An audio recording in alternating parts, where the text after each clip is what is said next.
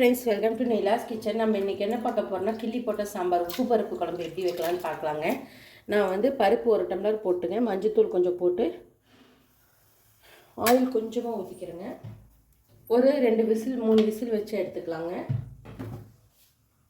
வாங்க சாம்பார் தாளிச்சிடலாம். பாருங்கள், ஆயில் ஊற்றிக்கலாங்க. நான் ஒரு 2 டேபிள் ஸ்பூன் ஆயில் ஊற்றிக்கிறேன். இதுக்கு ஆயில் அதிகமாக தேவைப்படாதுங்க சாம்பாருக்கு.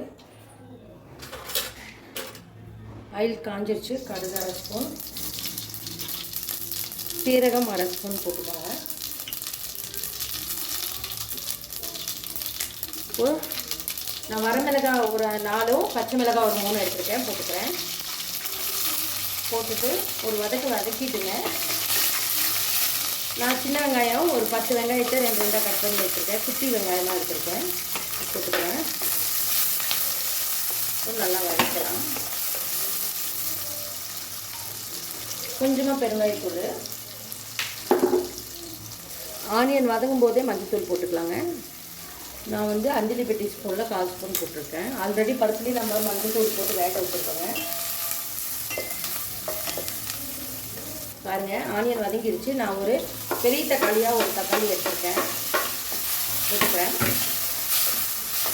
இந்த மாதிரி உப்பு பருப்பு குழம்பு வச்சிங்கன்னா செம்ம டேஸ்ட்டாக இருக்கும். ஒரு 10 நிமிஷத்துலேயே ரெடி ஆகிடுங்க. ரெகுலராக நம்ம காய் போட்டு செய்யறதுக்கு, மசாலா பொடியெலாம் போட்டு செய்யறதுக்குங்க,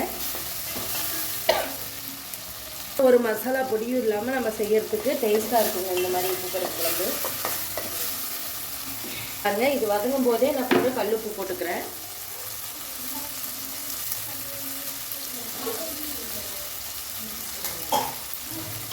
பாருங்க, இது நல்லா வதங்கிடுச்சு. இப்போ நான் வேக வச்சுட்டு பருப்பு ஊற்றிக்கிறேன். அவ்வளோதான். இது ஒரு கொதி வந்தோடனே கருவேப்பிலை கொத்தமல்லி தூவி இறக்கிடலாம். நான் கருவேப்பிலை கொஞ்சம் இந்த ஸ்டேஜில் கொஞ்சம் போடுறேங்க, அப்புறம் கொஞ்சம் போட்டுக்கலாம். கொஞ்சம் உப்பு பத்தலை, நான் கொஞ்சமாக ஆட் பண்ணிக்கிறேன். சாம்பார் நல்லா வெந்துடுச்சு. அவ்வளோதாங்க.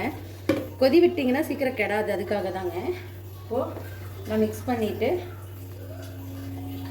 கருவேப்பிலை கொத்தமல்லி தூவி அரைக்கிறேன். அவ்வளோதான், சூப்பரான ஒரு சாம்பார் ரெடிங்க. கண்டிப்பாக நீங்களும் இந்த மாதிரி ட்ரை பண்ணி பாருங்கள். ட்ரை பண்ணி பார்த்துட்டு மறக்காமல் கமெண்ட் பண்ணுங்கள். இந்த வீடியோ பிடிச்சிருந்தா லைக் பண்ணுங்கள், ஷேர் பண்ணுங்கள், மறக்காமல் சப்ஸ்கிரைப் பண்ணுங்கள். தேங்க்யூ ஸோ மச் ஃபார் வாட்சிங். அருமையான ஒரு சாம்பார் ரெடிங்க. இதுக்கு பொட்டேட்டோ ஃப்ரை, அப்புறம் வெண்டைக்காய் பொரியல் இதெல்லாம் வச்சு சாப்பிட்டா செமையாக இருக்குங்க.